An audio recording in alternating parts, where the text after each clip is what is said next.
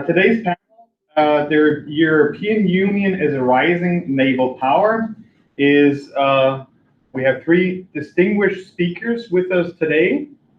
And before I get started, I just want to say a couple things up front. I'm here, as you can see from the program. I'm not in the capacity of the Austrian Center for Intelligence, Propaganda, and Security Studies, but by the ISPK, that is the Institute for Security Policy at Kiel University. So that's my current affiliation, and I'm in that capacity today. It is a great opportunity, and I would like to thank the organizers for organizing this event, despite all the problems we have had the last years. And it's great to be here in a every 2 years. So thank you very much again. And it's always great to also discuss not only naval issues in terms of history, so historical naval issues, but also to discuss very recent history. That's important to me. Although I studied history, I always think, and then went on to political sciences, I would think this exchange between historians, political scientists, and then also other fields, that's really what is important to us to also look towards the future, the challenges that lie ahead. Today's session, we will have 1 hour and 45 minutes. I will keep my introduction relatively short. Then I would ask the speakers, first Niklas, then John, and then Moritz, to give their presentation on their excellent papers. I really enjoyed reading all of them, and I could draw a lot for my own research from these papers. I would ask you to please stay between 15 and 20 minutes. I will be quite strict about time, just that we have enough time afterwards to discuss things. I think the topic lends itself to really discuss where naval power, naval forces, maritime forces are heading in the future, especially from a US perspective. I'm very often in Europe, and then I always try to get the American perspective, and now it's the other way around, so we can bring the European perspective in. A couple of housekeeping remarks. We will have a Q&A session, so you can ask your questions and pose your questions online in the Q&A session, which we will open up later on. I will then, after the presentations, open up the room also for the questions and answers, and then go and have our colleague here read out the online questions that you have. I'm looking forward to a very interesting discussion, and maybe as a small introduction, I am from Austria. I flew in from Austria yesterday. Austria is, as you know, should know, a neutral country, so it's not part of NATO. It's neutral, so we stay out of things and try to have good relations with everybody. And Austria doesn't have any access to the sea. So does it have any agency as a sea power or a naval power? And I would say it does. And one is that, of course, it is dependent on the sea lines of communication as more or less every other state on this planet. The second is it is part of the European Union, and therefore has security issues and has deployed military forces to naval operations in the Mediterranean. Our special forces operate and train with various other militaries, have deployed from submarines and all kinds of things.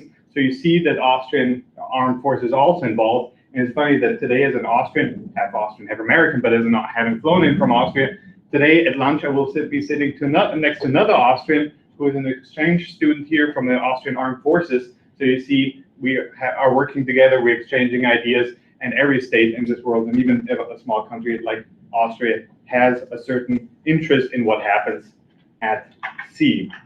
I hope I didn't lock anybody out. Sorry. There you go. So,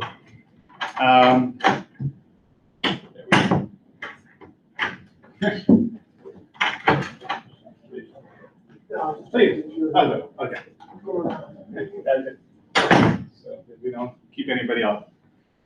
Then I would actually like to hand things over to Niklas Nomaki. He's a senior research officer at the Wilfried Martens Center in Belgium. And thank you very much for your very interesting paper. It reminded me a little bit of my own papers, not only because I deal with similar issues as you do, but also with its length.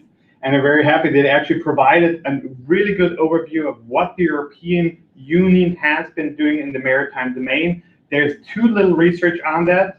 as I find, and therefore you really are closing important research gaps, and that is definitely something that we all can profit from. You work on EU foreign and security issues, your defense policy, and I'm very much looking forward to your presentation, 15 to 20 minutes. The floor is yours, Nicholas. Thanks for being here. Well, thank you very much, and good afternoon from sunny Brussels. It's a shame that I can't be there with you this morning physically, but I'm very happy to be joining virtually. And today, I thought I'll give you an overview of the European Union's ambitions as a naval actor, and I want to do that by firstly looking a little bit at how the EU's naval ambitions have evolved in strategic documents that have been adopted since the EU security and defense policy was created in the late 1990s, reviewing the main naval operations and actions that the EU has launched since 2003, when its security and defense policy became operational, and then also kind of providing a brief overview of the contemporary current discussions on the future of the EU's naval ambitions that are taking place in the framework of the ongoing strategic compass process, which seeks to set new goals and targets for the EU security and defense policy until 2030, and this process will conclude next March. And the kind of point I want to make is that the EU is really primarily still a regional naval actor with cautious global aspirations. All of the EU's naval operations in the framework of its security and defense policy have taken place either close to Europe's borders or in regions in which great power tensions have been fairly limited, and all of these operations can be kind of situated in the medium to lower end of the intensity scale. But if you have a look at EU documents, I mean, there's a clear aspiration for the Union as a whole to play a more global role as a maritime security provider, including in more sensitive regions such as the Indo-Pacific, and which is something that we've all been reading a lot in the news in the past few days. And this Indo-Pacific dimension of the EU's naval ambitions is something that are discussed quite actively in the framework of the strategic compass process. When the EU security and defense policy was first created in the late 1990s, I mean, it already had a naval dimension then, but this naval dimension was very kind of cautious and not very clearly elaborated. I mean, if you have a look at early headline goals, such as the ones that were adopted in 1999 and in 2004, which laid out the initial aspirational level of ambition when it came to the EU's idea of deploying land-based military crisis management operations in its neighborhood. These already talk about the need for the Union to have the necessary naval enablers that it could use to deploy these land-based operations. But these early military operations that the EU deployed in the framework of its European, now common security and defense policy, were either so limited in their scope that the use of supporting naval assets was deemed unnecessary often, or they took place in regions that were quite inaccessible via sea lift, so certain regions in sub-Saharan Africa, for example. And also the kind of early big strategic documents that the EU adopted in 2003 and 2008, like the European Security Strategy and then the subsequent implementation report on that, they didn't really discuss maritime security issues or the naval aspirations that the Union might have. I mean, they did discuss issues like the threat of maritime piracy, migration, but the discussion and the way kind of these documents outlined the EU's maritime aspirations was extremely limited. But things began to change when we moved kind of further down and towards the late 2000s. And there were a couple of reasons why things began to change. Firstly, of course, I mean, the EU's economy has always been quite heavily dependent on maritime trade, and therefore the EU depends on open and safe sea lines of communication. And this when the 2008-2007 global financial crisis was getting underway, like this is something that the EU kind of also had to ensure that it had reliable access into the global commons. Also, the threat of Somali piracy in the late 2000s was a big motivating factor because Somali piracy posed not only a threat to global maritime shipping, but also concretely to EU citizens. And like there were a couple of very high-level hijacking incidents in 2007, 2008 that involved European citizens off the coast of Somalia that like pushed Europeans to think a bit more harder about like what they can do in the naval domain together in the framework of the European Union to protect their citizens. And the first kind of big thing that the EU did in this field was the adoption of by the Integrated Maritime Policy in 2007, which was prepared by the European Commission. And this document really sought for the first time to develop a common European approach to the seas and oceans. And although this integrated maritime policy wasn't really a security and defense document per se, it nevertheless did discuss some of the maritime security related threats and challenges that the EU or the European Commission was expecting the EU to face. And then, of course, the really big thing happened in 2008 when the European Union launched Operation Atalanta off the coast of Somalia to contribute to the international campaign against Somali piracy. And then following the launch of Atalanta, I mean, things really picked up speed quite quickly. And throughout the 2010s, I mean, the previous decade, there were quite a few important documents that were adopted here in Brussels that added further substance into the EU's naval ambitions or the EU's aspirations as a naval actor.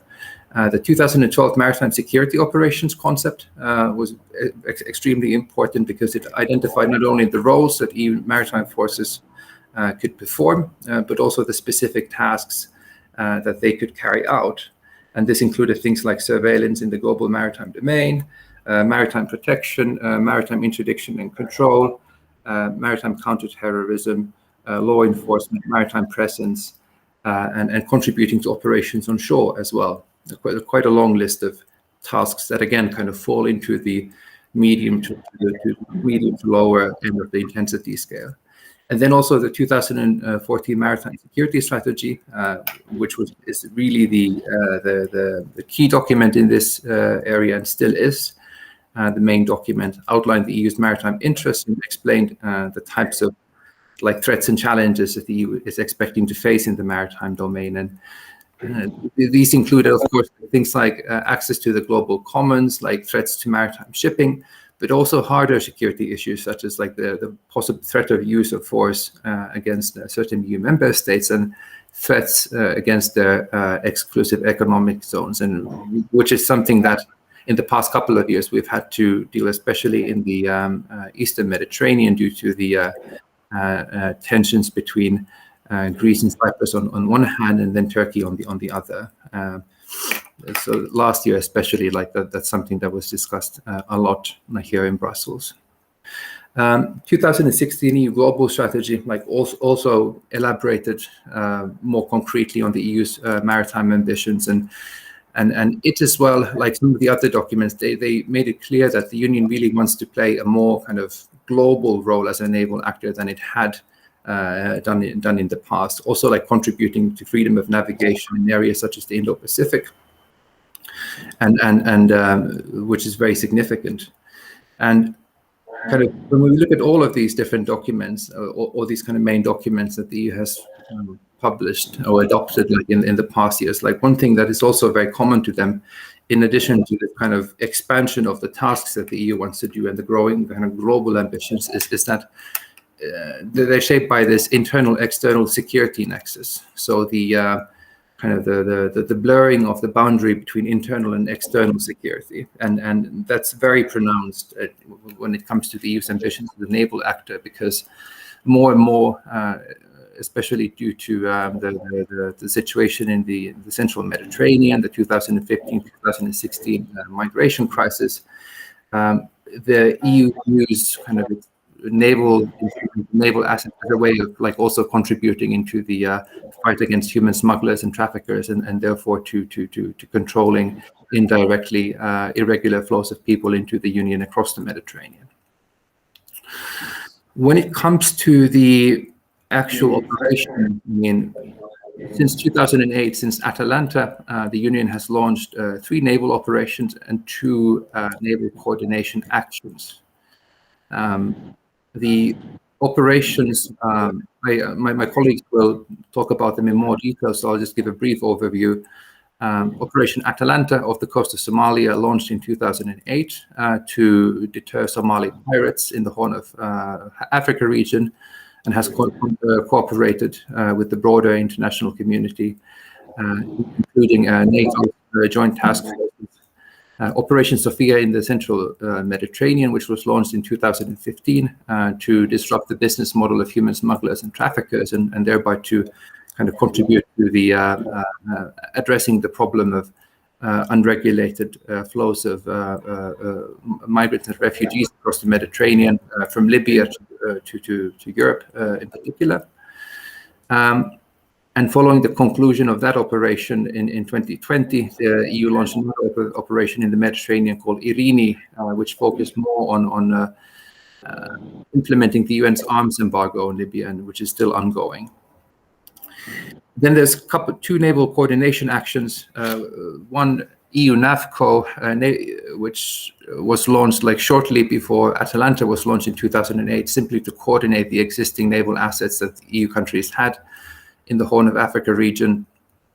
And then in January this year, the EU launched the first pilot case of its coordinated maritime presences concept in the Gulf of Guinea. And EU NAVCO and the CMP pilot case, I mean, they're not military operations as such. They're simply efforts to coordinate, like via Brussels-based like coordination centers, the existing naval assets that EU countries have deployed in the regions in which they were used, and all of the naval assets that were used in EU NAVCO and that are currently used in the CMP pilot case in the Gulf of Guinea remain under national command. So there's a little bit more flexibility for countries who want to participate compared to the traditional CSDP or EU operations. And again, like these like if you look at the operations that the Union has launched, there's two things stand out. The first is that all of them have sought to contribute to deterring various like undesired actors, like in their areas of operation, like from doing certain undesired things. Pirates in the case of Atalanta, and then human smugglers and traffickers, and arms smugglers in the case of Sophia and Irini. And another kind of thing that stands out is that Sophia and Irini in particular, but to a lesser extent Atalanta as well, like have conducted tasks that have a very kind of strong traditional like law enforcement dimension. And Atalanta captured and sent captured pirates to Europe to be tried. And then Sophia and Irini have rescued shipwrecked migrants like from the sea, and then also kind of sought to fight human smugglers and traffickers in the Mediterranean. So they kind of really signify the blurring of this, what the EU's border guard Frontex like would usually do, and then like what would be kind of considered like harder security issues that would traditionally be something that the EU would do in the framework of its CSDP. And since the 2015-16 Mediterranean migration crisis, I mean, this blurring of these two like has been especially pronounced. If we look at the track record of these operations, I mean, I think it's quite mixed. Atalanta, on the one hand, is often seen as the most successful EU military operation to date, because it, together with the broader international community, has basically reduced maritime piracy in the areas close to Somalia to virtually zero. Sophia, on the other hand, was unable to get access to Libya's territorial waters, which really hampered its effectiveness to fight against human smugglers and traffickers. And it also suffered from frequent kind of political tensions among the member states when it came to dealing with rescued migrants and refugees refugees that its ships brought from the Mediterranean, which ultimately led to the suspension of the deployment of Sophia's naval assets for about a year in 2019, and then ultimately to the conclusion of the operation itself in 2020. And the successor operation, Irini, has been criticized as well for having too few assets in its area of operation in the central Mediterranean to monitor the UN's arms embargo effectively, which continues to be broken, and especially because arms tend to go to Libya quite often via air as well. But if we look at the future now, this is kind of what the EU has been doing kind of in the past. And I'll try to be kind of fairly quickly here so that I don't take too much more time. EU countries are discussing the future of the Union's ambitions in the framework of the strategic compass process, which I already mentioned.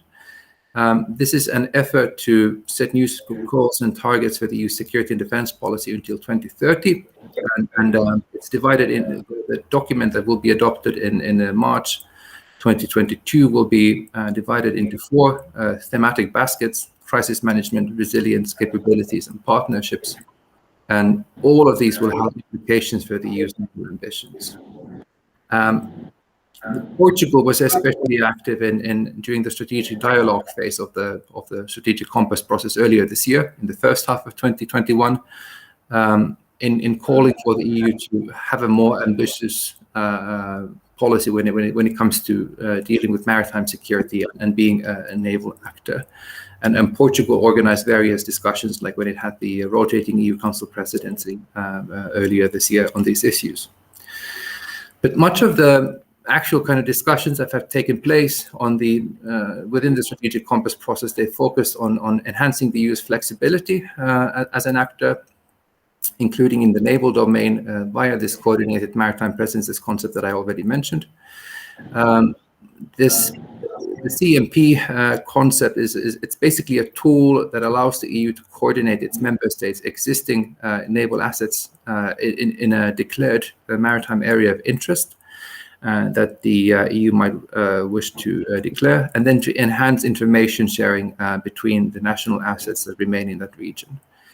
And importantly, using this CMP concept and declaring a maritime area of interest does not imply the establishment of an actual EU military operation, because the naval assets of the participating countries remain under national chains of command. And the idea behind this concept, in a nutshell, is that those EU countries that would have naval assets in a specific region, or which are planning to deploy naval assets to a specific region that is of interest to the entire Union, they would then could make them available for additional tasks that have a kind of a more specific and general European dimension. And in addition, this concept may allow the EU to have a more visible naval presence eventually in kind of more sensitive geographical regions in which it might not have the political willingness to deploy a full EU military operation. And as I mentioned, the first kind of test case of this concept was launched in January this year, and the EU Council review the lessons learned early next year. But why I'm kind of talking about this very specific concept is that it also kind of relates into the Indo-Pacific, and there's a lot of discussions at the moment, or there have been a lot of discussions in Brussels about possibly extending the CMP concept into the Indo-Pacific in the coming years, provided that the Gulf of Guinea pilot case is successful. And at the moment, the Union acknowledges the importance of having a meaningful European naval presence in the Indo-Pacific region to support partners and to protect its own interests as well. The Council, that is the ministers of EU member states, said this in April this year, and then the EU also released the European Commission and the External Action Service, to be specific, they released the new European Indo-Pacific strategy a couple of last week, which also kind of repeated that the statement that the EU needs to have a meaningful naval presence there. And when the Council reviews the lessons learned from the Gulf of Guinea pilot case, it's possible that the decision will be taken next year to extend this concept into the Indo-Pacific. However, this would be a significant step forward, for the EU's naval ambitions, because, as I mentioned earlier, the Union has never done anything as a naval actor in a region as sensitive as the Indo-Pacific, where it might have to come face to face or deal one way or another with the vessels of a potentially unfriendly great power. And when we look at the EU's lack of political unity on China, on relatively trivial matters like adopting statements like criticizing China on its conduct in Hong Kong, on its human rights record, there's usually a group, some EU countries, that either veto these statements or water them down significantly. I mean, it's a very legitimate question to ask whether the Union will be able to play a meaningful naval role in the Indo-Pacific, unless it first manages to achieve stronger political cohesion on China itself. But I look forward to the questions, and I think I'll leave it here. I don't want to take any more of the time, and I look forward to listening what my colleagues will have to say as well. Thank you very much. Thank you very much, Niklas.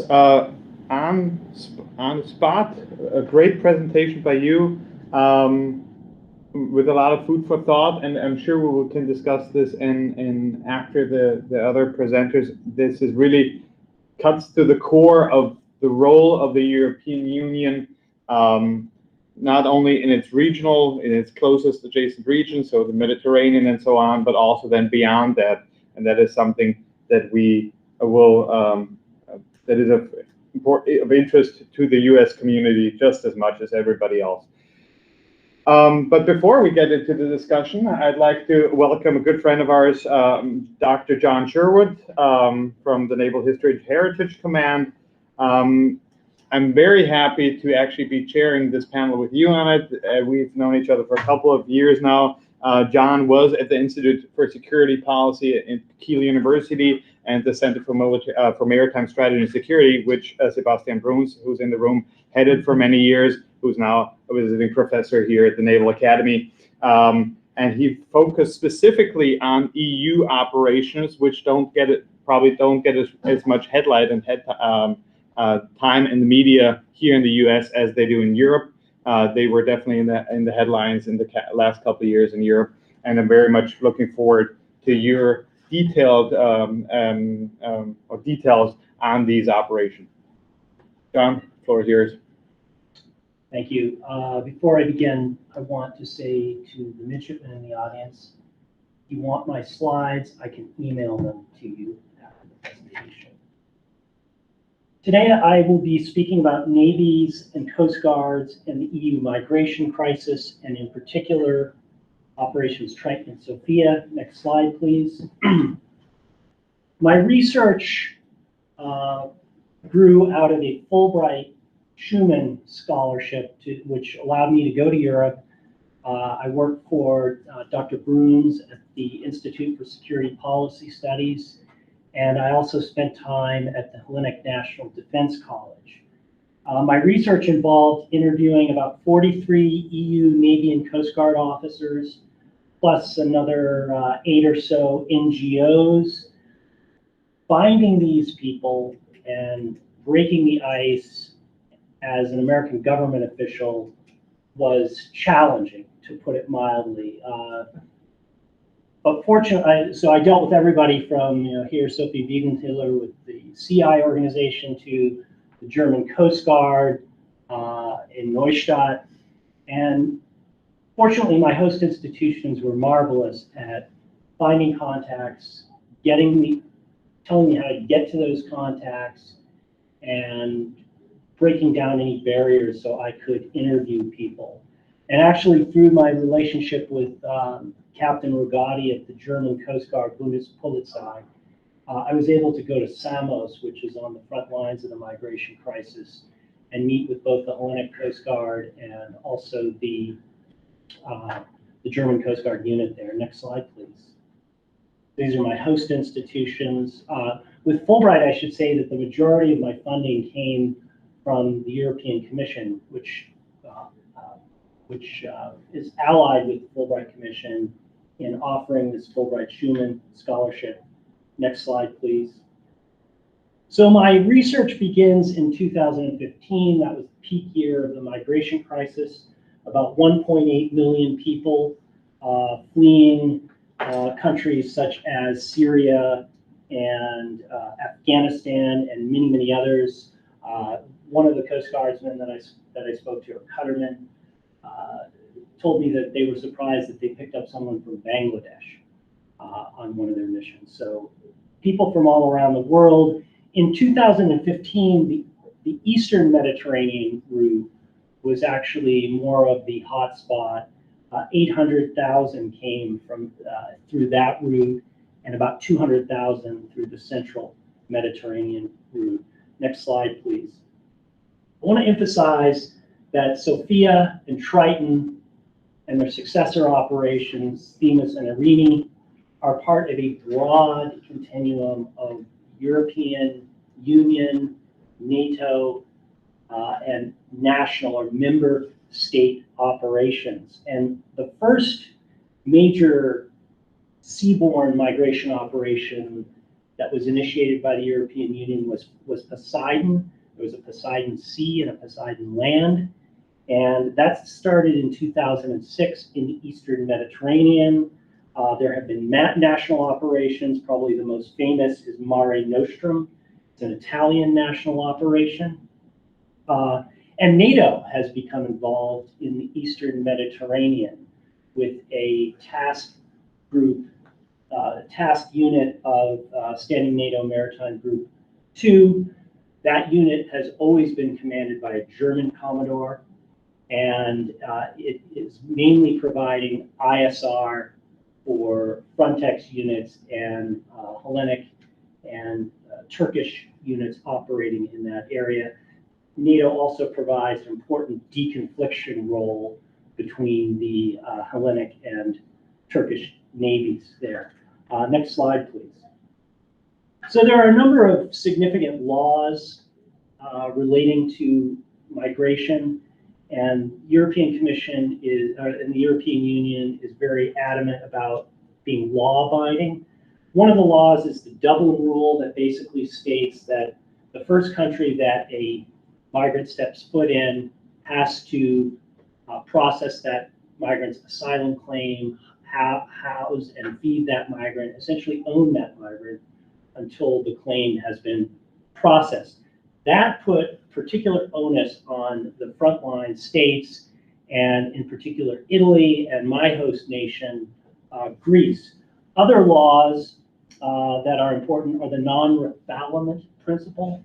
The non-refoulement principle is enshrined in the European Union Fundamental Charter of Human Rights, and it basically says that no country can take a migrant and return them to somewhere where they face persecution based on a number of factors: race, religion, political creed, et cetera, et cetera.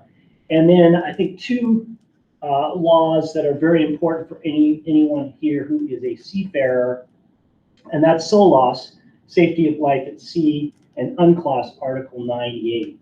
And those laws basically state that if you're a CO of a ship, or even a merchant mariner, or you're even sailing your pleasure craft, and a mariner is in distress, you, under international law, you have an obligation to rescue that person, or to do as much as you can to render aid and assistance. And that has been tested.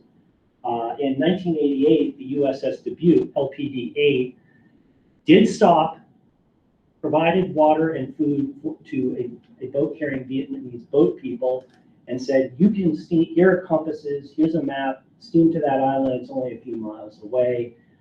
Because of current sea state, et cetera, it never made it. The people resorted to cannibalism, and the captain of the Dubuque, who is actually a friend of mine, his name is Captain Alexander Balian, he was court-martialed over that incident. Next slide, please. So I want to turn my attention to Triton, now Themis, And Triton basically grew out of the Italian national operation Mare Nostrum, which RC, which between 2013 and 14 saved about 140,000 lives. But this is really too much for Italy. Italy has a powerful navy, it has aircraft carriers, it has a powerful Coast Guard, it has the Guardia di Finanza, which has its own maritime element that's fairly robust. But still, this was just too big of a job financially, mainly. They had the capability, but the money was a problem. So in 2014, Triton was launched by Frontex, and there were twice as many migrants as the previous year, about 280,000. It was mainly Coast Guard, but some naval vessels were involved. Here's the BNS, Belgian naval ship Godetia. The idea was to prevent loss of life at sea, so the SAR, SOLAS requirement, early detection of migrants and bringing some order to the chaos of migration, and sort of processing migrants under the Schengen Border Code. About 14,000 were rescued in the first 2 months. 57 human traffickers were arrested. Next slide. But not enough assets and capability. Permanently, there were only about 9 OPVs, offshore patrol vessels, and 5 aircraft involved. There was continued loss of life, especially outside of the Triton AOR. It did not extend to the territorial waters of the North African states. And in April of 2015, there were 5 migrant boats carrying 2,000 people that sank, and more than 1,200 people died. In one instance alone, 800 people died. That's a lot of people. And that really got the European Commission involved in coming up with some plan to sort of extend the AOR towards North Africa. Next slide, please. And so we have Sophia and now Irini. And there was some debate between the member states about the nature of this operation. Italy wanted border control, stop the migration. Germany wanted to rescue people, save human life. And France and the UK were more interested in maritime security, countering smuggling, human trafficking, counterterrorism, those sorts of things. It was a phased operation. So the first phase was mainly focused on SAR, and then the second phase was going to be more law enforcement, going after the smugglers. Phases 2B and 3 would involve operating in Libyan territorial seas. And as my colleague Nicholas mentioned, this never happened. It never happened because the EU would not do it without a UN resolution. They couldn't get the UN resolution. They would also not do it without permission of the states in North Africa, and they never received that permission either. Next slide, please. So the first year, there were mixed results. 269 smuggling boats were destroyed, 53 smugglers arrested, but migration actually increased from about 155,000 to 178,000 in 2016. Next slide, please. So the operation evolved, and how it evolved is the European Union or EU NAVFOR Med formed an alliance with the Libyan Navy Coast Guard. Now, there's a Libyan Navy Coast Guard, there's a Libyan Police Coast Guard, the militias in Libya have boats that look like Coast Guard, so it's very, very confusing. And when we talk about, well, the Libyan Coast Guard commits human rights violations, well, which Coast Guard? It's not necessarily the Navy Coast Guard, which has received all this human rights training from the European Commission and training in how to conduct SAR, how to conduct small boat operations, that sort of thing. And the idea is that the Libyan Coast Guard, under SOLAS, would rescue people within its territorial waters and bring them back to Libya. Now, the European Commission felt that was acceptable under international law because they were acting under SOLAS and UNCLOS. Critics said, no, you're violating the non-refoulement principle. So there was conflict there, but it did reduce migration from 118,000 in 2017 to 23,000. So it did work. And also another aspect of the changing migrant environment is that NGOs were playing a much more significant role. NGOs started off deploying very small boats and mainly transferring people they rescued to Navy and Coast Guard ships and letting the Coast Guard or the Navy disembark them in Italy.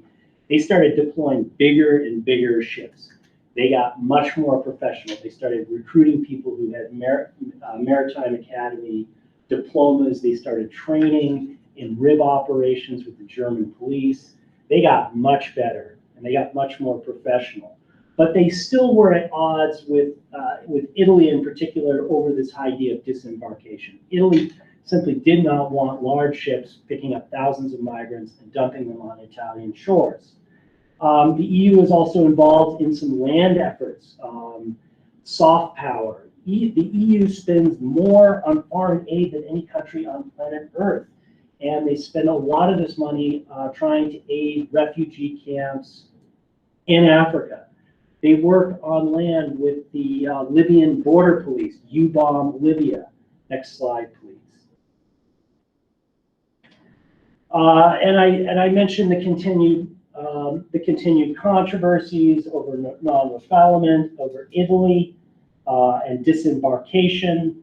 And as one EEAS official put it, Italy kind of put Sophia between a rock and a hard place because no other member state stepped up to offer a disembarkation alternative, and that compelled the European Commission to cease naval operations in 2019.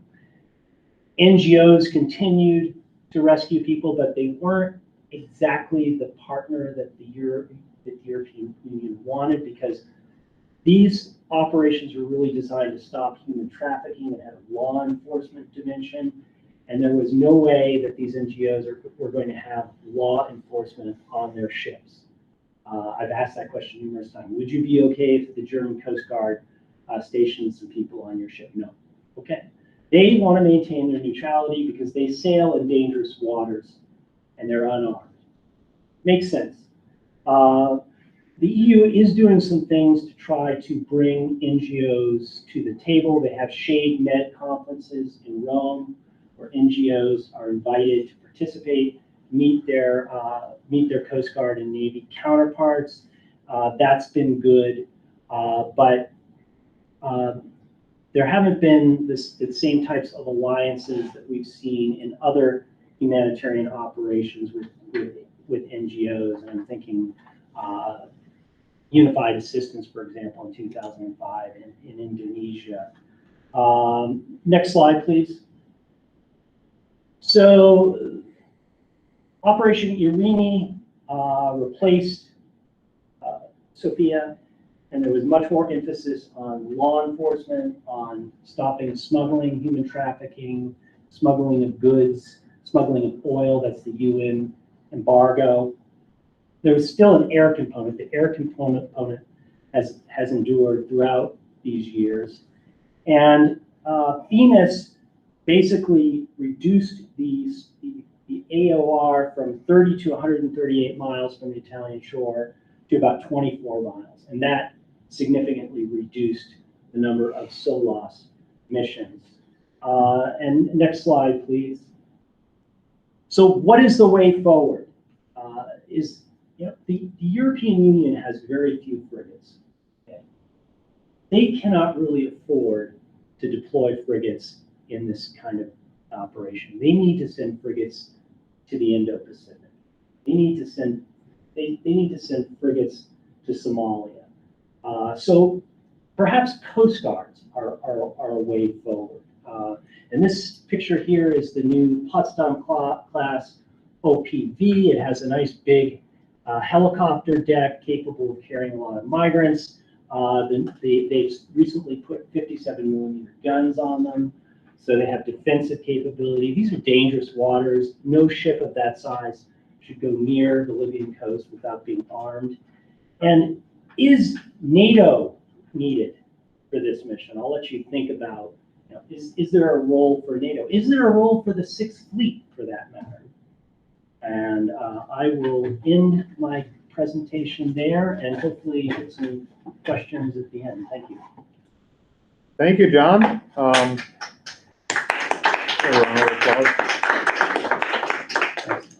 Thanks, John, for that great insight. You're one of the leading experts, if not the leading expert, on these operations. And it's always interesting to see the details, how that has played out, but also looking towards the future, how the European Union should handle these things. And of course, everybody in the room knows that migration has significant influence on domestic policies, and that will be something, or is something, that really is discussed in every single European country, especially after 2015. So the maritime operations have a huge political dimension to them. They're also very complex, as you mentioned in your paper, and maybe you have seen this book already. This is where John published his great article and paper, From the North Atlantic to the South China Sea, Allied Maritime Strategy in the 21st Century, edited by our colleagues in Kiel, with a foreword by Sebastian Bruns. And looking at the European Union and possible challenges as well as opportunities, I would like to hand it over to our dear colleague, Moritz Brake. Moritz is somebody I look up to, not only because he's 2 heads taller than I am, but at least 2 heads taller. But he's one of the Germany's, together with Sebastian, one of Germany's thought leaders what the maritime domain, the role of naval forces is concerned. It's always a pleasure. I had the fortune to see him last week in Kiel, or 2 weeks ago in Kiel. And he's currently writing his PhD, I should say, Commander Junior Grade Moritz Brake, if that's correct. I hope I got your rank right there. Writing his PhD at King's College. Really, I'm looking forward to your presentation today about challenges and opportunities. And you've published several works on how the European Union could find new ways of leveraging the naval assets and maritime assets that the member states of the European Union have. So I'll hand it over to you to take us away. Thank you.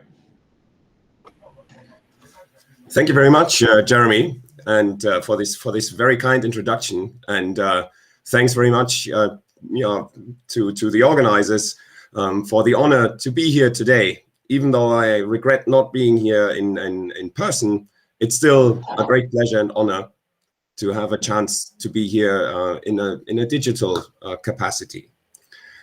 Yeah, with the great contributions already made by Nicholas and by John, I think there's perhaps a few more aspects and perspectives I can add from my point of view and my past experience in the Navy, and also in researching on deployments of the German Navy in the service of foreign policy. And this also applies to how the EU uses its Navy, or perhaps how navies are used in general. And that is especially the aspect of communicating how you're using a Navy and how that affects its foreign policy dimension, but also the domestic audience. And in the European Union, this mix of inner European foreign policy, domestic policy within the unit, or within this structure of the European Union.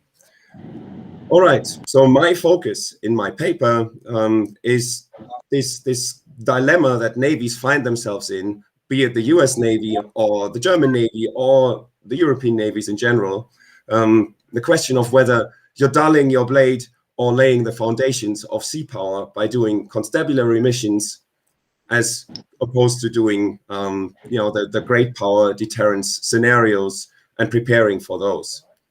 So we are all aware of the need to return to the full capability to great power deterrence at the very latest since the annexation of Crimea by Russia in 2014. And this shift has, of course, been made by NATO, and it's also something that happens in Europe and that European countries are aware of. They may sometimes not look it, but they are aware of it. And of course, since the end of the Cold War, we also had this great shift towards out-of-area, so-called out-of-area deployments and crisis response missions. Out-of-area is actually a strange title, something we need to at least put a focus on in some way. There's this quote from a US senator who said at the time, either NATO goes out of area or goes out of business. Out of area in this respect meant NATO has to do more than just guard against a potential attack or deter against a potential aggression from the Soviet Union, which then no longer existed. So NATO was then supposed to do crisis response missions in support of the ideals and the aims of international society, human rights, the United Nations. But for Germany, for example, in the 1980s, towards the end of the 1980s, out of area meant going to the Mediterranean. So this is something to keep in mind when we're talking about out of area.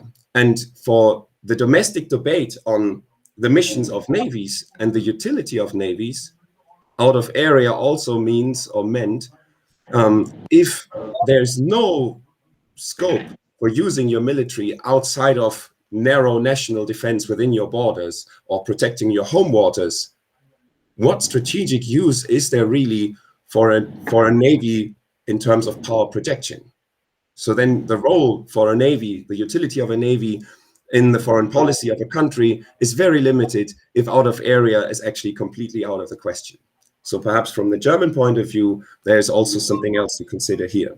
And I'm speaking a lot about Germany, not just because I'm a German naval officer, and I don't pretend to be speaking for all of Germany or the Ministry of Defense or wherever, it's just my personal opinion. But I think Germany is pivotal to understanding European foreign policy. Not just because Germany is such a key player in Europe and has become even more so through Brexit, with the other great balancer within the power structure of the European Union gone, there's only France left and Germany left. And in terms of population, in terms of the economy, Germany has greater weight.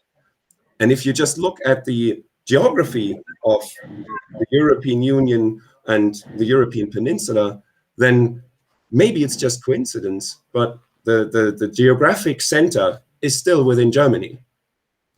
So there's the vast majority or the greatest population concentration in any European member state is held by Germany, and Germany is also at the geographic center of the European Union. And perhaps there is within this mix of population and geography something that says, or tells you something as an observer about how people think about the sea and about the world.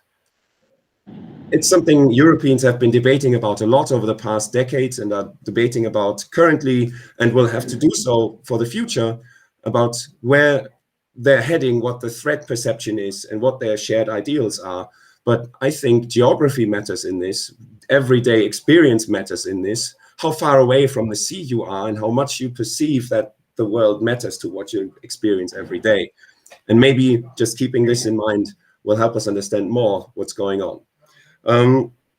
There's one of the few works that have been written or compiled on foreign policy and the Navy in Germany in the 1980s, which quotes the then commander of the fleet, Admiral Fromm, as saying, it's inherently difficult in our country, Germany, to make plain or to explain the value, the utility of the Navy to policymakers and the public. And he said, traditionally, Germans have their backs to the sea and their faces to the mountains. Maybe this is something applicable to Germany, but I'd rather say this is something applicable to many European countries, many people living in Europe, but it may also be symptomatic for how people in countries in general, with large populations that live away from the coast, tend to not focus as much on the sea. The phenomenon of sea blindness is lamented by navies perhaps the world over and throughout history. It's not something entirely new and not something entirely German.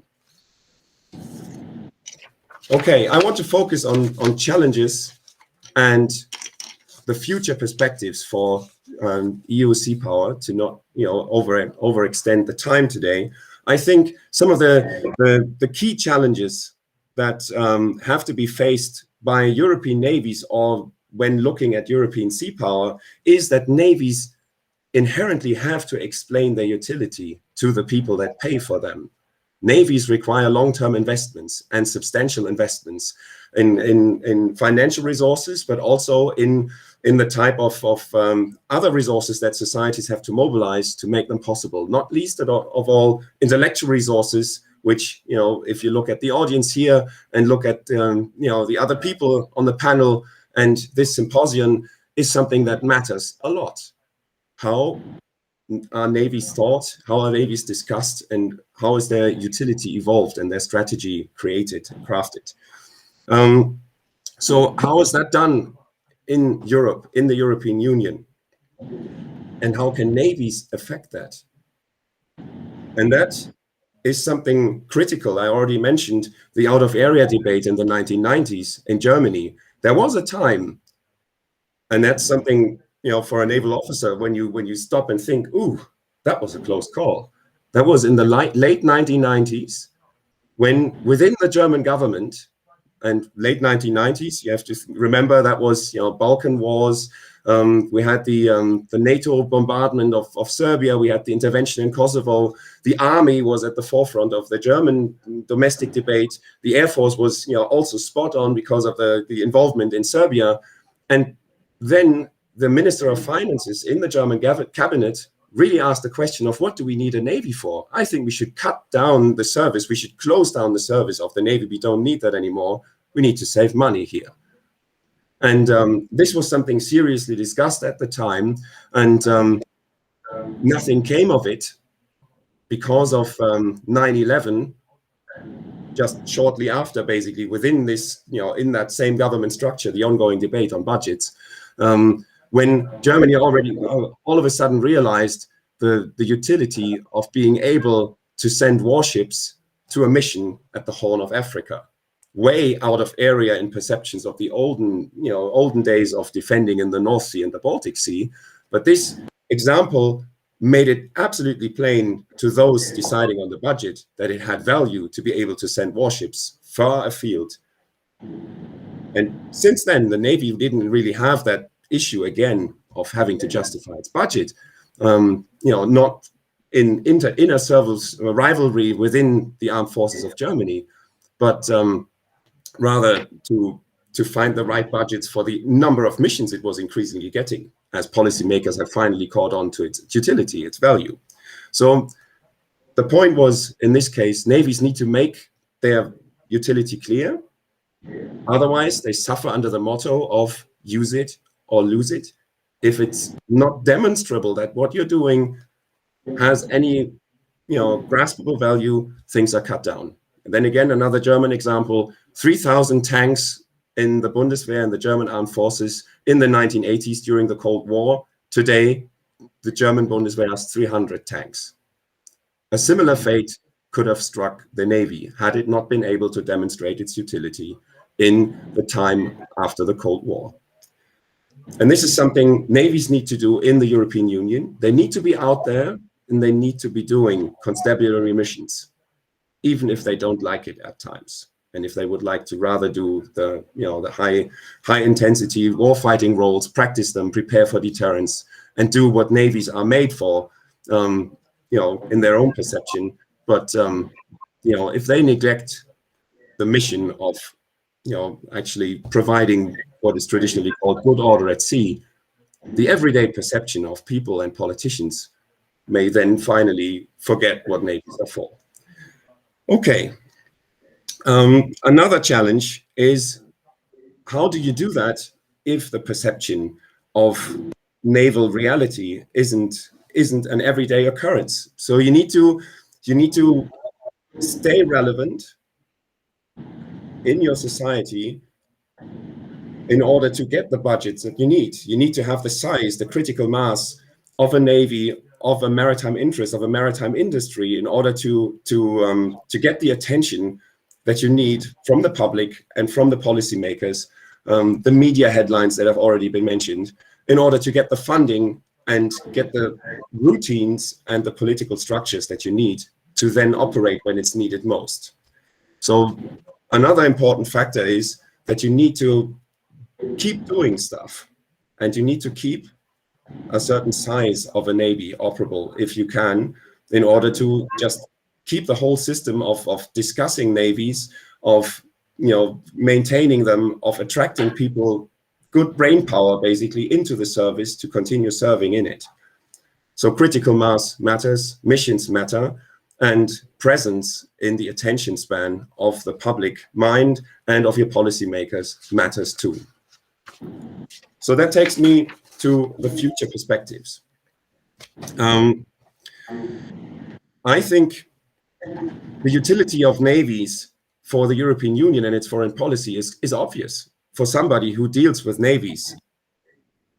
The European Union can make very good use of the versatility of naval assets, of being able to deploy them in humanitarian roles, in soft power roles, in constabulary roles, in diplomatic missions, or even as a tool of hard power deterrence, even though that's something to also keep in mind, of course, that this role is largely relegated to NATO by most member states of the European Union. But it's something that, for the sake of debating it properly and keeping in mind the whole breadth of smart power uses of a navy and of smart power aspects of foreign policy, the European Union would be well advised to not neglect this aspect of naval assets. Another point to keep in mind is, for the future of the use of navies, comprehensive approaches are very dear to the European Union, and they might just make plain sense for a supranational actor that is very, very good at using its civilian assets and toolbox.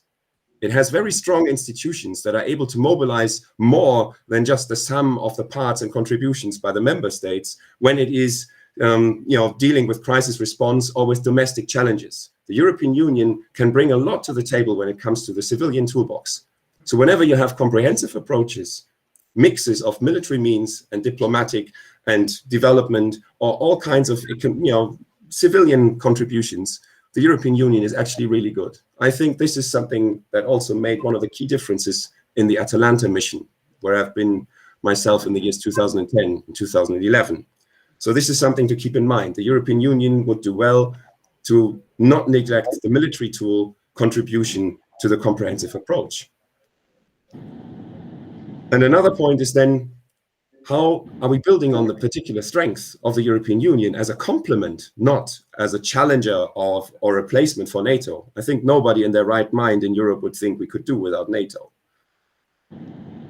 But how can you use what the European Union can do to strengthen what NATO wants to do and achieve, and at the same time, of course, make the European Union and its toolbox stronger? And I think in the civilian aspects of sea power and the civilian aspects of the comprehensive approach, the European Union already is very strong, and it needs to be stronger in the naval respect. But a good first step would be to then build on those parts that directly affect naval power and are in close connection, but are, if you want to mold them in this way, can be portrayed to be more civilian-minded. Support vessels, for example, auxiliary fleet, they can be civilian-manned even, or could, in times of challenge, of crisis and war, could be easily switched to a military role, but at most times be civilian crewed and under civilian authority. These could be built up under European control, with a few legal challenges perhaps. Which flag do you fly at the masthead of a ship that doesn't have another national origin other than the European Union? Is that possible? So far, we don't really do that, but there is perhaps a precedent in international law, the law of the sea, whereas the United Nations could potentially have their own vessels flying their flag. So maybe that's possible for the European Union as well, and then start building up these assets as the core of a growing naval capability directly for the European Union a focal point to crystallize member state naval forces around and build up critical strategic transport and fleet support vessels that we need. All right, so I want to conclude at this stage and open up for your questions by saying I think the European Union needs to stay in the business of sea power and naval force. It needs to keep flying the EU flag off the warships' mastheads around distant places of the world, to just stay within the experience, the routines, and build the decision-making processes that it needs in order to grow into this role more and more. And for this, it needs to do constabulary missions. So contrary to what John just said, I think if it can use naval assets to do a mission like Sophia or Irini, it should. And it brings, and that's perhaps a part of my personal background and my studies, it brings the advantage. If you use a naval asset or naval assets in a mission like Sophia, you can actually communicate to the domestic audiences that are susceptible to that. We are showing up, we're showing force here. We're present. There's the Navy. You know, this is not just anything. That's the Navy, warships. We are showing resolve against a migrant threat or a risk that we're addressing with force. At the same time, you have the vessels that can do the soft power role of humanitarian assistance. Over 50,000 people, migrants, have been saved by warships over the past 5 years, or the 5 years between 2015 and 2020. So you can address both audiences, those that are leaning towards the Fortress Europe and those that are leaning towards the open arms policy within the European domestic audiences, thereby maintaining your hold on government agency and not losing up to the rifts that are, you know, not just present in Europe, but also in the US and other nations. So this is something you could do with naval assets, and you probably couldn't do that if you just chartered civilian assets and sent them out there to save people. Something similar applied to the mission Atalanta, where you could combat piracy, do a constabulary role, something a Coast Guard might as well do. And of course, deploying a €1 billion frigate that could do air defense in a carrier strike group to hunt pirates in $1,000 boats doesn't make sense in that particular instant, just looking at these numbers and what the frigate is called upon to do. But having that ship there signals something to other great powers in Asia or in Russia, for example. You're dealing with Chinese vessels and Russian vessels that are also present on the scene. And then having a $1 billion air defense frigate there makes a difference to just having a Coast Guard vessel doing the same job. And in a way, these humanitarian missions or constabulary missions are a cosmopolitan way of forward presence. So you can keep your fleet doing something useful and still have it at a critical, geopolitically important point on the globe. So I think using the navies of the European Union is just a very smart thing to do for the European Union, and it should keep doing so and work on its capabilities. Thanks very much. Thank you very much. Please give all three speakers a hand. Thank you to all three of you for being on point and on time, which gives us a good 35 minutes to discuss these topics. I would, before I open up the floor to you in the room and then to the audience, I'd like to thank you once more. I also want to maybe emphasize for our American colleagues, there's also often a misperception of what the EU is. There's often, even within the European audience, a sense that it has to do the same things as NATO does. We saw in particular also the inability or lack of capabilities that many European states have, with high-end operations, but also evac operations such as in Afghanistan, are concerned that there is a lack of capability. And with many states increasing their high-end capabilities, being in China, being in Russia, but also throughout the intensity spectrum from the gray zone all the way up to the high end, smaller states have greater problems dealing with those things alone. There are a couple of points I would like to mention. I've been asked to also comment on the papers. I will keep my comments very short and actually just pose a couple questions that came up while reading the three papers. Let me begin by reminding us of Ken Booth and the triangle of the use of naval forces, the Trinity, and it was discussed today, the military function being the basis of what naval forces do, but then never to forget that they also have a constabulary capability and diplomacy, and especially Moritz, you touched on that several times, and not only touched on that, but really focused on that issue that naval forces should be used, have to be used in all those dimensions, despite those operations being very different. John, you mentioned also the complexity, and you write it also in your article. The complexity of humanitarian assistance operations and constabulary operations is immense. In particular, if they're within an EU framework of so many different states with so many different agendas, with so many different rules of operations, and so on and so forth.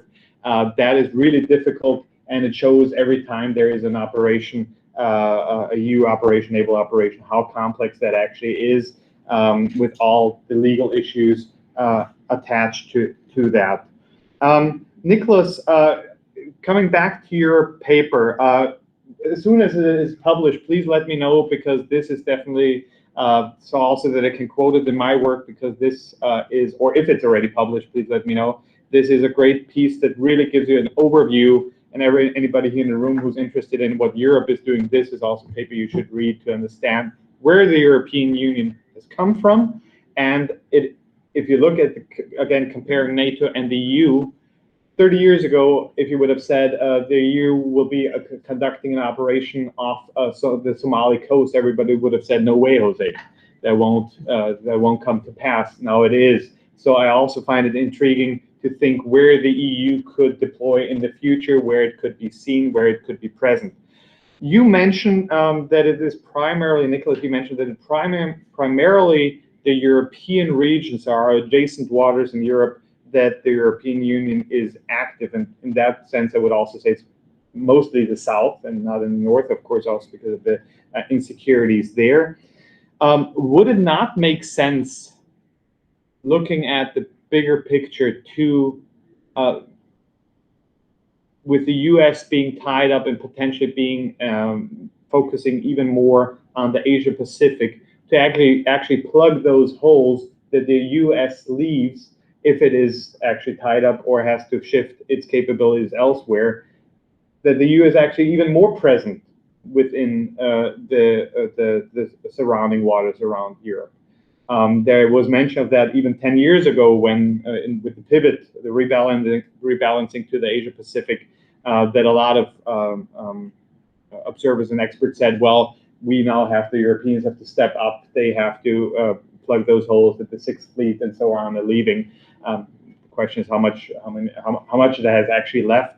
But do you think that that is not actually the way to go forward for the European Union to be more present with greater capabilities, in particular also using its permanent, the new projects that are coming online, maybe deploying to the Black Sea, where NATO is always seen very critically by Russia. The Black Sea would be an area where the EU could have a greater presence.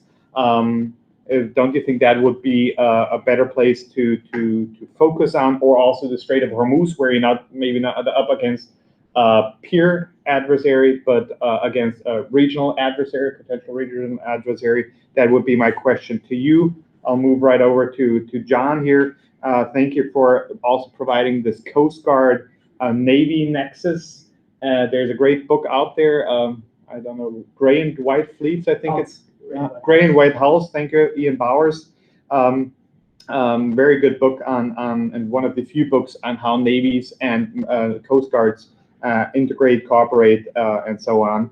Do you actually agree with what Moritz said, that having the $1 billion destroyer, the Brits, for example, having that there actually does send the more important signal than maybe having a Coast Guard vessel deployed? Or do you still see the trend towards having offshore patrol vessels, which are being built by European navies to a great extent, being deployed to free up all those assets that you need in national operations, or you need in NATO, or as Europeans are doing now, deploying to Asia Pacific for example, the Dutch with the Brits together with the carrier group, the Germans with a frigate, and so on. So French with their assets, Brits with their offshore patrol vessels. So actually, if you see that trend towards more Coast Guard. And last but not least, Moritz, and I mentioned that when I wrote back to you on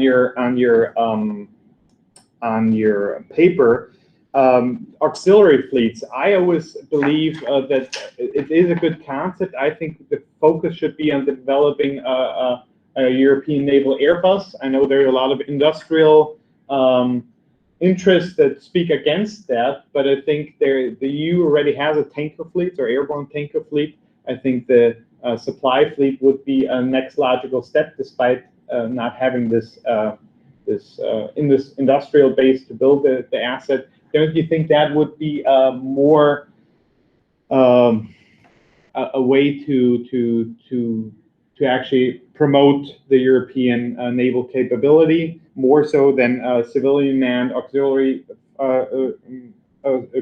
fleet? And maybe if you could mention that or touch upon that, and Nicholas, jump in if you would like to. The EU has battle groups. It has also naval battle group, namely the Spanish-Italian amphibious force, which is quite capable. It just has never been used yet. So shouldn't there be more focus on already existing capabilities rather than creating new capabilities? And I'll leave it at that, and I'll ask you to answer those questions, and then I'll open up the room and the online questions. Thank you very much. Nicholas, do you want to go first? Sure. Thanks a lot for the comments. I'll try my best to answer the comment. So would it make sense for the EU to take more responsibility for the surrounding waters around Europe to basically relieve the US and NATO to focus on kind of more strategically significant regions in the Indo-Pacific in general? I think in principle, absolutely yes. I think kind of in general, there's a big need for the European Union to, not just the European Union, but Europe in general to do more for its own security. And there is a recognition of this. A lot has been done, especially since 2016, in the area of joint defense capability development, and there are kind of multiple different projects that have been launched. And the many different discussions and ideas are currently also being discussed in the framework of the strategic compass process. In practice, I think it's very difficult to see, though, that the European Union could totally substitute the United States in the territorial waters, and NATO in the territorial waters around Europe. And there's a couple of reasons for this. First, I think, like we saw last year in the Eastern Mediterranean, when the tensions between Greece and Cyprus and on one hand and Turkey increased dramatically to the energy exploration activities of Ankara in the exclusive economic zones of Greece and Cyprus. NATO does play a stabilizing role, and the US does play a stabilizing role in this region that it would be very difficult for the European Union to I think, replace, simply because both Greece and Turkey are members of the alliance, and the alliance kind of provides, from the perspective of Ankara, not from the perspective of Greece and Cyprus, but from the perspective of Turkey, a more neutral kind of framework for discussing kind of these common differences, and having the US on the table is a big thing. So, I mean, it's difficult to imagine that, at least in the near term, the European Union would be in a position to replace the United States completely. Also, I mean, there are kind of capability related challenges. Intelligence gathering shortfalls. I mean, the EU also has a very underdeveloped command and control structures, with a never-ending debate here in Brussels and in national capitals. It has kind of an operational headquarters in Brussels, which is called very interesting, in a very funny, creative way, the military planning and capability, which is in charge of commanding mainly kind of non-executive EU military training missions, but it doesn't command actual executive military operations. so there are kind of these never-ending discussions of boosting the NPCC and making it into an actual operational headquarters. And I think this is a big thing. And then kind of finally, also, the EU has, throughout kind of its history, not only as a naval actor, but as a crisis manager in general, been extremely selective in the types of operations that it does. The EU is not very comfortable with dealing with risk. So, I mean, whenever it has done something, it has chosen to do things that, like, it can market as a success almost immediately, like when it deploys or does something. But if the EU would really kind of want to become a serious like security provider, also like in a hard security provider in the waters near Europe, like it would have to kind of become more comfortable with accepting risk, accepting that, I mean, things might not happen always, I mean, the way it plans, accepting that like people might get killed, accepting that, I mean, it might get negative headlines, I mean, in Europe, and in the extreme that like people might come back in zinc coffins. I mean, so far, if I remember correctly, like there's been only one casualty in the history of EU crisis management, and that was in 2007 or 8 when one French soldier in an operation called EU4Chad in Chad wandered off across the border to a neighboring country and like died in the desert. But that was not a combat casualty, as far as I remember. That's the only one. But these are the types of issues that, I mean, eventually, like the EU has to accept that like these sorts of things might happen more. If it wants to become a genuine security provider. Thanks. Thank you very much. Thanks. Over to you, John. Yeah, so the question is it prudent for Europe to send a $1 billion frigate to perform migrant operations? And that's a complicated question. I would say in a surge type capacity. So in 2015, 2016, that period where you had a lot of migrants and the situation is kind of out of control. But as the situation stabilizes, that cuts into scheduling, that cuts into exercises. It causes havoc with training. So I'm not so sure. I mean, in the U.S. context, when Operation Unified Assistance in Indonesia occurred in 2005, we sent in the Lincoln Carrier Strike Group. Okay, when Tomodachi occurred, we sent in the Reagan CSG, and we also had GW there as well. It was in maintenance. So that's a lot of capability. And from the minute the Lincoln started steaming towards the Indonesian coast, Admiral Crowder, in the back of his mind, was that there was a timer ticking. He had to get back to the mission because it's great. CSG has a lot of capability. It had extra helicopters, but how are his fixed-wing aviators going to get their carrier qualification time? How is he going to meet his next requirements? One of the things with Europe is we're talking about standing forces. I forgot to mention that Frontex is creating a 10,000 person standing border patrol force and Coast Guard. And that's another step in the direction of unification. I think those Coast Guard vessels, maybe Sebastian can correct me if I'm wrong, they're going to fly the EU flag. Frontex? The Frontex. That's a good question. I don't know. As Frontex becomes more robust, I think there will be less and less of a need for naval elements for some of these humanitarian missions, unless there's an external threat such as Russia, or there's a surge capability. I mean, in a surge capability, the Mistral class BMP, for example, can be converted to a fairly significant sized hospital ship. And German frigates carry Bundeswehr cultural affairs specialists who in many cases not only speak these North African languages, but I've interviewed some of these guys and girls, they are actually from these countries. So they have a wellspring of knowledge about these cultures and can really lower the emotional temperature with respect to migrants. So it's a two-edged sword, and I would just argue that in the beginning stages, yes, but eventually find another way. Working with NGOs is yet a third avenue. The NGOs have developed a much greater search and rescue capability over time, and the EU should really use those people. Where are they getting their money? They're getting their money from the German churches. And where does the German church get its money? Taxpayers, because you pay a tax if you're a member of a German congregation.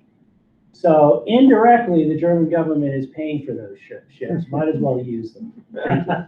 Thank you. And Moritz, over to you, maybe a short answer so that we still have time to discuss it in here.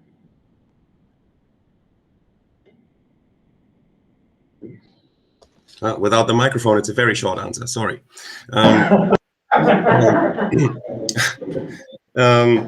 Yeah, it would be great from the perspective of having much more efficient supply networks for spare parts, maintenance, everything, also for exchanges of personnel across European navies. If we would have something, as you suggested, like a naval Airbus being the pan-European manufacturer also of military aircraft, and then being that for whatever we call it in building warships across the European Union. But I think there are two things that are principally standing in the way of that. And that's, on the one hand, the fact that the French naval industry has been more or less profitable and under the control of the government. It's a nationalized industry, national security, direct control. And, and the European and the German defense industry, the naval armaments sector in the German industry is, as compared to the land armaments and air armaments sector, profitable. It has been so, to the degree of, for every euro the German government puts in there, roughly 3 euros are made by the naval armaments manufacturers or the shipbuilders in exporting assets across the world.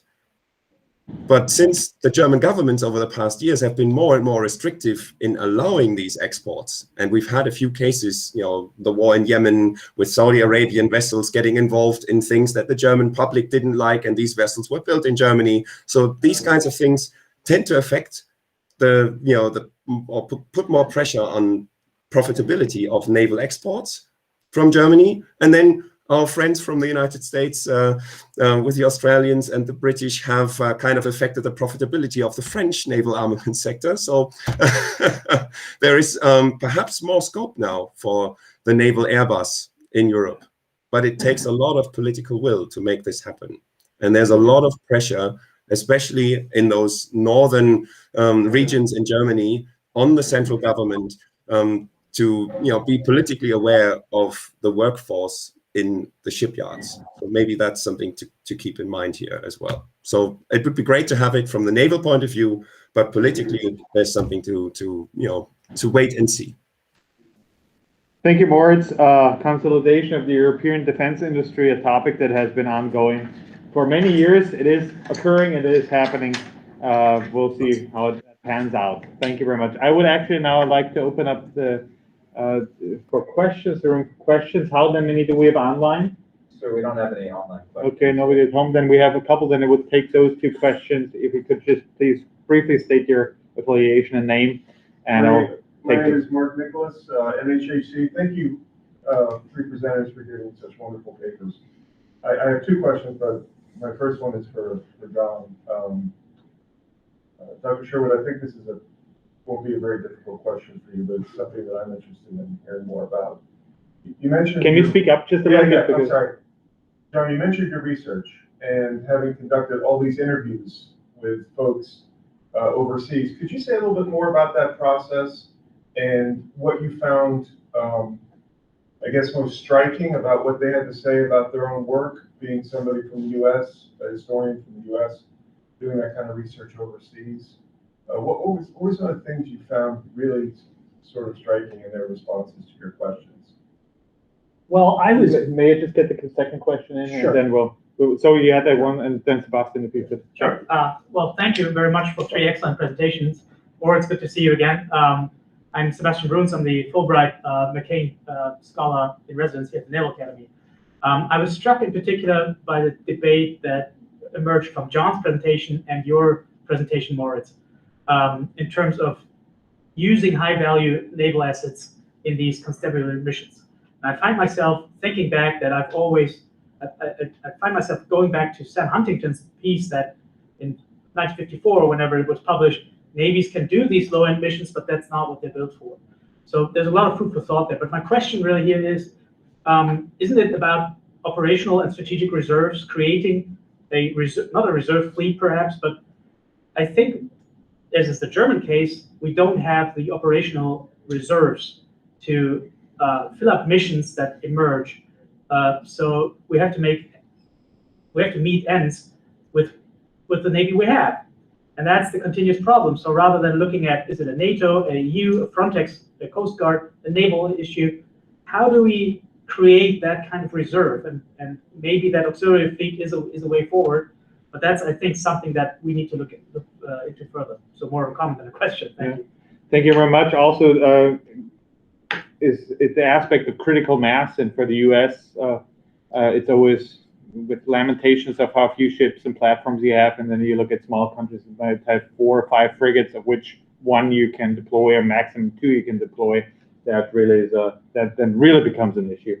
So, John, to you and the question on the process of your research. okay, well, when I interview American officers, I have Navy.mil on my email address. And I'm working for the Naval History and Heritage Command. I have a boss, Admiral Cox, who's close friends with numerous admirals in the fleet. So I go out and I ask for an interview, and it's usually no problem. But in Europe, I was very apprehensive because here I am, an American. They might not want to talk to an American. How am I going to find these people? I can't just say, hey, I work for the US Navy. I want to interview you about your life. So I leaned heavily on people like Sebastian here. Sebastian had a plethora of contacts, a large Rolodex. He knows everybody in the German Navy, everybody who's anybody in the German Navy, and could pick up the phone, sing with the German Coast Guard, and make things happen. And with the interview process, it only takes 1 or 2 interviews to establish your bona fides, and then you get more interviews. With the NGOs, that was particularly tricky because many NGOs are coming from the far left on the political spectrum. They're suspicious of military, they're suspicious of the government. So one of my first meetings was with one of the trustees from CI, and in good NGO fashion, he was biking across Europe, and he met me somewhere near Kiel on a bicycle. And I bought him lunch, and we went over his concerns about me and my questions about him, and we forged a relationship. And from there, I was able to interview many other NGOs, first with CI, and then because there's a lot of commingling with Sea Watch. I thought going to Greece that I would have to start from scratch again. I've known Sebastian for many years, but I didn't know the people at the Hellenic National Defense College. But in typical Hellenic Navy fashion, my contact there, Captain Christianis, who was one of the head people at HNDC, he's now retired. He had 20 interviews lined up from day one. Not only did he have 20 interviews, he had a Hellenic military vehicle arranged with 2 Hellenic conscripts who would take me to the various bases and facilities that I needed to go to interview. it's very, they're isolated. I can't just take a cab and go to the gate, show my ID, sign in, then I have a 10-kilometer walk. I couldn't do that. I basically needed an escort, and for security purposes. So that worked very well. I also, through Sebastian's German Coast Guard contacts, and I became friendly with the German Coast Guard. They invited me to a forward base in Samos. I don't think they invite too many people to forward bases, especially because forward deployment for the German Coast Guard is a relatively new thing. And Frontex is very, very concerned about its image abroad, politics. I will say that the relationship between the German Coast Guard, I also interviewed the Hellenic Port Authority commander who's Coast Guard. It's fantastic. And they've really integrated themselves into the fabric of Samos. They have close friendships with not just the military, with the Coast Guard, but the Army, the police, all aspects of the security services, and a lot of civilians as well. They go down the street and there's a migrant hotspot there, and people come up to the German Coast Guard and thank them for saving their lives. So that's quite impressive. So long answer, it takes time. Going over there is very helpful. I'm very thankful to the Fulbright Commission and the European Commission for funding me to go over to Europe. Thank you. Thank you very much.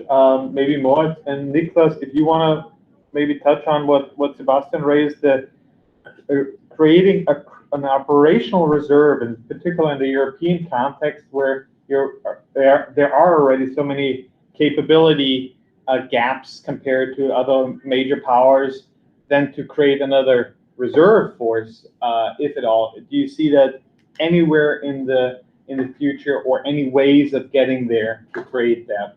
Maybe in terms of really using the reserve more efficiently that many countries in Europe have.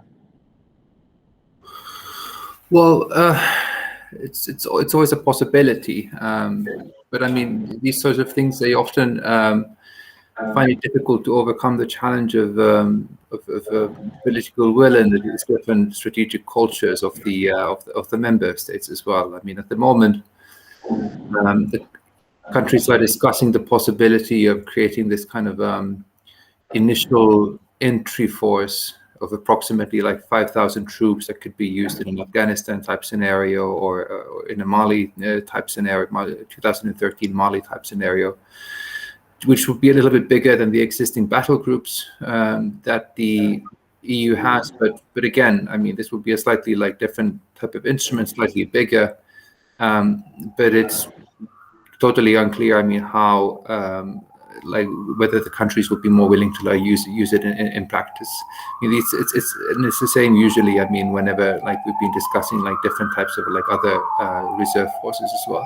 But there are like definitely like discussions that are ongoing like in this area as well. But we have to kind of, I think, wait and see kind of what happens with the strategic compass process, like what comes out of it.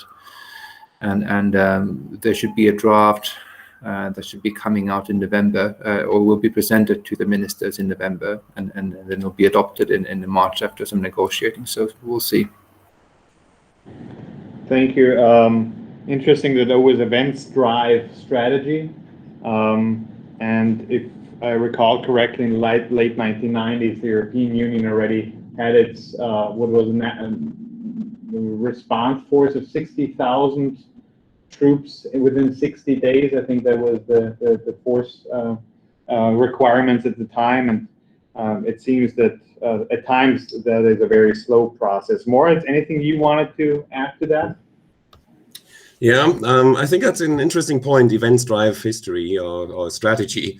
It's what you said earlier, Niklas, about the hijackings, high-profile hijackings that brought the mission Atalanta about in 2008, the EU deployment of a European Union maritime force.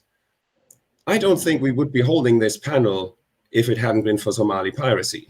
I mean, it's all, it's a moot point to speculate whether any of the other events since then may have sparked a similar reaction, but, we wouldn't be at the point where we are if that hadn't been the case. So I think a constabulary role for the European navies at that particular time was key to getting the Europeans to think about sea power together and not just separately or through NATO. So if we want to look at reserves, naval reserves on the European Union side, I think it wouldn't be such a bad idea to consider navies deployed in constabulary missions as a reserve for hard power scenarios and hard power roles. Clearly, they'd be using resources, they'd be doing stuff that, consumes their time and takes away time from practicing something else. But there wouldn't be a vessel, perhaps, to practice for anything if it wouldn't be doing constabulary missions off the Horn of Africa or saving migrants in the Mediterranean. So I think, especially in Europe, navies, in order to sell their utility to the people that pay for them and actually join their ranks, they need to be doing exactly the types of missions that we've been, or parts of the navies are talking about that they don't want to do. So, I think it's very important to really refocus on what navies were originally tasked to do. If you look at the history, the US Navy in its first ever deployment abroad was combating piracy off the coast of Algeria. Or, the British Royal Navy still has in its portfolio just a broad variety of tasks that you could sum up under the header of basically everything the United Kingdom needs to have done by government authority on the high seas and, in the far abroad. The naval officers from the UK have the power of immigration officers. They could handle immigration cases on the ships. So this is a completely different attitude, which is actually very unique to Germany, to just say, oh, navies do only defense. And maybe that's also a question we don't have to, debate it at length today, but to Nicholas, perhaps, when he mentioned that the European Union has this nexus between domestic security and international security, defense and, internal security, is that really a EU topic? Is this something, of European Union origin, or is this the strong German influence within the European Union? Because the Germans definitely have that complex. Thank you. We're any online questions? Yes, sir. No, sir. That's good, or not good actually, because I would like to continue going on. Yes. I just want to make a comment on what Moetz, is that? Yeah, Moetz. Yeah. Moetz, you almost talked about a constabulary role as power projection. Is that sort of what you're getting at? To sell the Navy in Germany, you have to present it that way, that our ships are doing these things that are almost a form of power projection? Is that what you're getting at when you talk about it as a forward presence? You ended your paper talking about a cosmopolitan forward presence. Is that what you meant by that? Well, thanks very much for the question. I clearly, if you look at terminology, it makes sense to clarify what we're talking about. Is it projecting direct effect of weapons from naval assets onto the shore? That's not what European Union naval forces have been doing off the Horn of Africa. But if you think of European power present on the scene, providing European policymakers with agency to do something about a situation they want something done about, well, then that's power projected to the scene with naval assets. So I think that's just the point here. But I think if you look at the cosmopolitan, forward presence, having these ships there doing something that is completely in line with the humanitarian values of the European Union doesn't prevent them from being there as warships and being noticed as warships by warships from Russia and China. And they are being read as European warships on the scene, not as vessels chasing pirates. So I think it also plays to the strength and the versatility of navies as diplomatic tools to be aware of the fact and use it in communication. In practical reality, of course, that's the case. naval officers on these European ships talk to their counterparts on Russian vessels and Chinese vessels as they would as if they were there in a NATO capacity? Thank you very much. Thank you. For that question. The EU continues to be beset by many things, by many diverging interests. Of course, with so many member states, we have a problem of unanimous decisions within the common defense, security and defense policy. However, we are seeing new approaches, and I would have still wanted to touch on the coordinated maritime presence, which is a new model to deploy European force and naval forces. We are seeing new capabilities come online and new areas of interest or presence in areas of interest. And to a certain extent, the EU is coming into its own sense. Of course, I'm young and I'm very optimistic about the future also of Europe. Having said that, I would like to thank all of you, all the participants at home, our speakers and presenters today, Ensign Calvelli, thank you for the technical support. Thank you very much. Thanks to the organizers, and happy to talk to anybody afterwards, and please reach out to each other.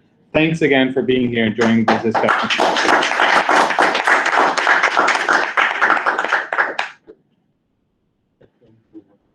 Yeah.